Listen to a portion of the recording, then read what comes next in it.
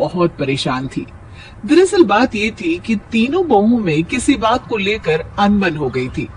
तब से ही तीनों एक दूसरे से मुंह फुलाए रहती थी। ना कोई सीधे मुंह किसी से बात करती, ना किसी का कहना मानती। पड़ोसी भी इस बात को जानते थे और जाने कैसे कैसे बातें भी करते। इसीलिए सासू माँ ने तीनों बहुओं को तुरंत अपने कमरे में बुलाया।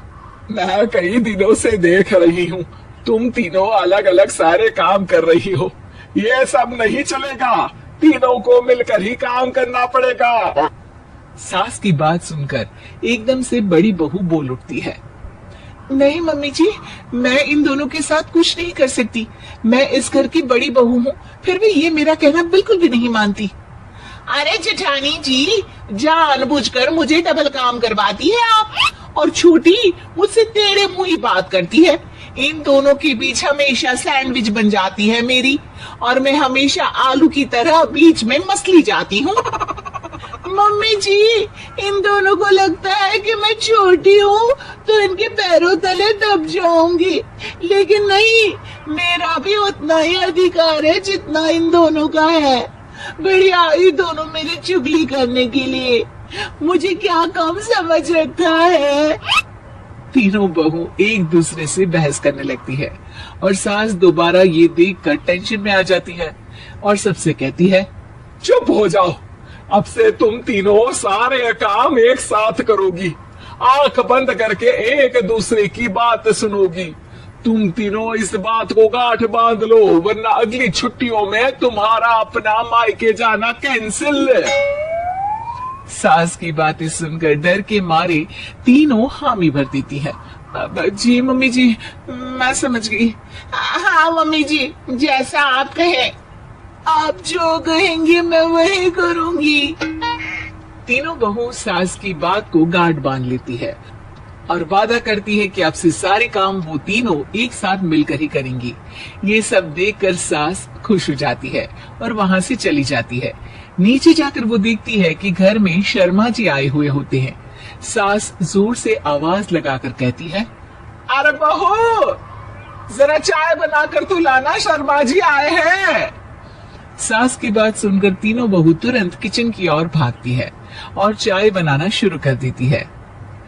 मुझे तो एकदम मसाले वाली कड़क चाय पसंद है, तो हम शर्मा जी के लिए मसाले वाली चाय ही बनाएंगे।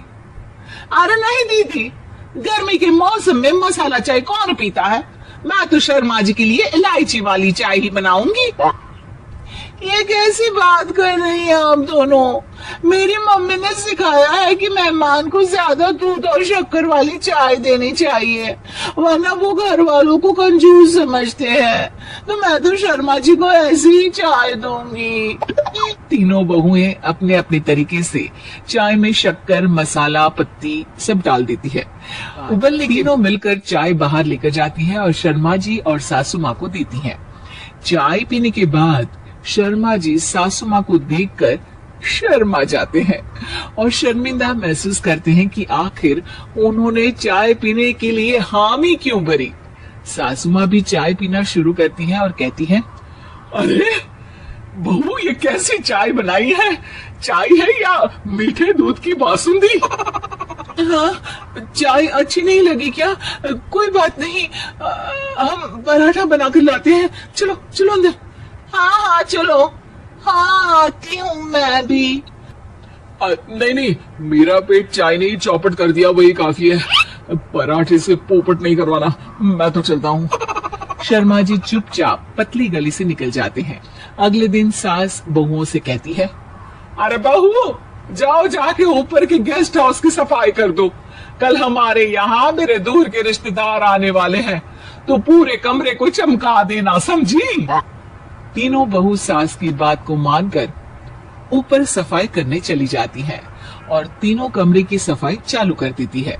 बड़ी बहू मकड़ी के जाली साफ करती है, तो बीच वाली झाड़ू लगाना और छोटी वाली सर्फ डालकर जमीन धोना शुरू कर देती है।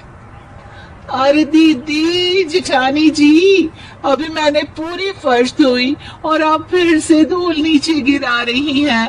और मछली जेठानी जी, आप बिना झाड़ू की धूल यहाँ छटक रही हैं। अरे तीनों को साफ करना है, एक साथ सफाई करते हैं ना। अरे वही तो, हम साथ साथ हैं, घर साफ साफ है। तीनों बहू ऐसे ही काम में उलझ जाती है और 2 घंटे तक एक ही कमरे की सफाई करती रहती है। बहुत देर से अपनी बहुओं को ना देखने के कारण सास ऊपर कमरे में उन्हें देखने जाती है, लेकिन कमरे में घुसते ही वो गीली फर्श पर फिसलने के कारण नीचे गिर जाती है। ओरी मोरी मैया, हड्डी मरोड़ के रख दी। आए मेरी तो कमर ही टूट गई रे। तीनों बहुएं सास को उठाती है और बिस्तर पर सुला देती है।